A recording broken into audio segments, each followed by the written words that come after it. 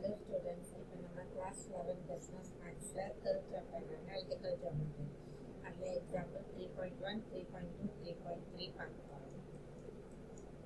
Example 3.1. A point in the plane moves so that its distance from the origin is twice its distance from y-axis. Find its locus. இப்போ அவங்க என்ன சொல்லியிருக்காங்கன்னா ஒரு point இருக்கு. So நான் அந்த பாயிண்ட்டை வந்து x1, y1 எடுத்துக்கிறேன். அண்ட் அதோட டிஸ்டன்ஸ் ஃப்ரம் ஆரிஜின், அப்போ ஆரிஜின்லேருந்து அந்த point OP is equal to thrice 3. அதோட டிஸ்டன்ஸ் ஃப்ரம் ஒய் ஆக்சிஸ், அப்போ அந்த ஒய் ஆக்சிஸ்ன்றது இன்னொரு பாயிண்ட் நான் எடுத்துக்கிறேன். அப்போ 3AB. எப்போதுமே இந்த டிஸ்டன்ஸ் ஃபார்முலா பார்த்தீங்கன்னா root of x2 minus x1 the whole square plus y2 minus y1 the whole square.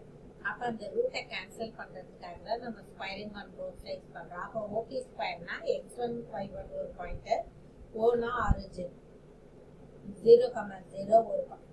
அப்ப x1 minus 0 the whole square plus y1 minus 0 the whole square equal to 9. y ஆக்சிஸ்ல இருந்து தூரத்துல இருக்குன்னா அது எக்ஸ்ன்னு அர்த்தம். X ஆக்சிஸ்ல இருந்து இவ்வளவு டிஸ்டன்ஸ்ல இருக்குன்னு சொன்னாங்கன்னா அது ஒய்ன்னு அர்த்தம். இங்க டிஸ்டன்ஸ் ஃப்ரம் ஒய் ஆக்சிஸ்ன்றனால இங்க நான் x1 ஸ்கொயர்னு போடுறேன்.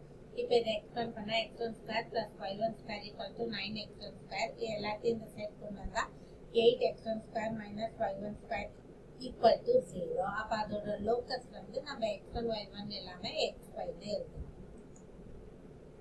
Example 3.2 equidistant சொல்லிட்டு find the locus of the point கொடுத்திருக்காங்க. ஸோ இது ஒரு பாயிண்ட் A, இது Bன்னு வச்சுக்கலாம். நடுவில் ஒரு பாயிண்ட் இருக்கு ஈக்குவல் டிஸ்டன்ஸ்ல.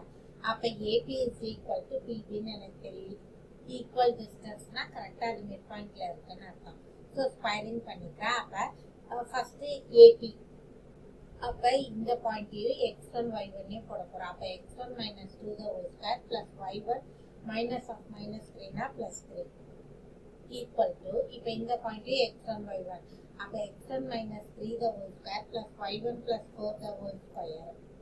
எல்லாத்தையும் எக்ஸ்பேண்ட் பண்ற a minus b the whole square format, a plus b the whole square ஃபார்மேட்ல போட்டு எல்லாத்தையும் ஒரே சைட் கொண்டு வந்தா நமக்கு லோக்கஸ் கிடைக்கும். இதுவும் லோக்கஸ் தான். இதே மாதிரி ரெண்டு கொடுத்துட்டு சப்டன்ஸ் ரைட் ஆங்கிள்னு கொடுத்துருக்காங்க. ஓகேவா? ரைட் ஆங்கிள்னா நம்ம பித்தாகரஸ் தியரம் அப்ளை பண்ணலாம். இப்போ ஏபிபின்னு இருக்குன்னா அப்ப வந்து ஏபின்னு ஒரு லைன் இருக்கு.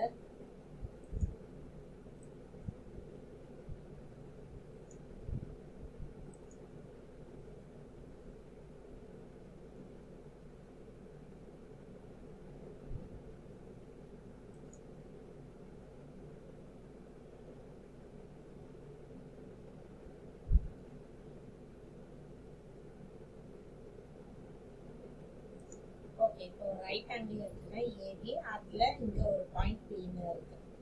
அப்ப ஹைபோடென்யூஸ் வந்து ஏபி. அப்ப AB square equal to PA square plus PB ஸ்கொயர்னு எடுக்கிறோம். இப்ப ஏபி இதா ஏ, இதா பி. அப்ப ஏபியோட டிஸ்டன்ஸ் எப்படி கண்டுபிடிப்போம்?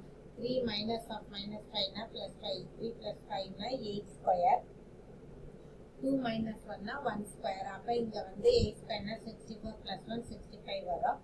அப்புறமா PA ஸ்கொயர், இது x1 y1, அப்ப x1 plus 5 the whole square plus y1 minus 1 the whole square plus PB ஸ்கொயர்னா x1 minus 3 the whole square plus y1 minus 2 the whole square. எல்லாத்தையும் expand பண்ணோம்னா நமக்கு locus கிடைக்கும். So இப்போ நம்ம example 3.1, 3.2, 3.3 பார்த்துருக்கோம். இதில் உங்களுக்கு எதாவது டவுட்னா கமெண்ட் செக்ஷனில் போஸ்ட் பண்ணுங்க. லலிதாஸ் மேக்ஸ் சேனலை சப்ஸ்கிரைப் பண்ணுங்க.